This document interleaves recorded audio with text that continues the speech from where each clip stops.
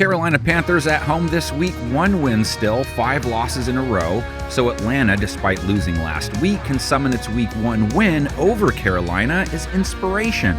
Tyler Algier is in for a Falcon touchdown. Normally, you would never pull a game that's 10-plus weeks old as a reference point. Too much changes. Not so for the Panthers. Bryce Young struggled then, and he's still struggling now. Last week, only 137 passing yards, a 48.0 rating, under 4 yards per attempt. They ran for 5.2 a run, so why were they throwing? Run the ball, that's what got you down there. Run it 4 straight times for all I care. 6 straight games now. He hasn't cracked 77 on the rating scale, hasn't thrown a touchdown in 3 straight. Young fires to the end zone, and that gets broken up. In turn, Carolina hasn't put up 20 points in a game in 7 straight. Young airing it out, and that's too far for Tremble. So definitely miscommunication offensively. Being able to bag Young is part of it. He rides the Pineapple Express, 4 sacks taken last week. He's been dropped 3+ times, 8 straight games. 4 times in 7 of those 8. Dude knows the grass. Young under pressure, brought down. Atlanta's defense isn't known for sacks, but they didn't struggle versus Young in round 1. Held him to 146 yards, picked him off twice, a rating under 50. It was a sign of things to come for Young.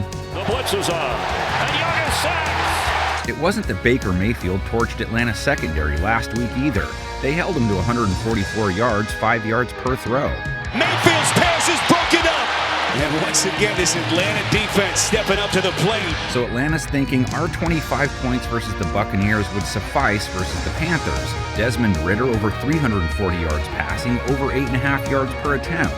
Desmond Ridder showing the wheels, and he leads Atlanta back in front.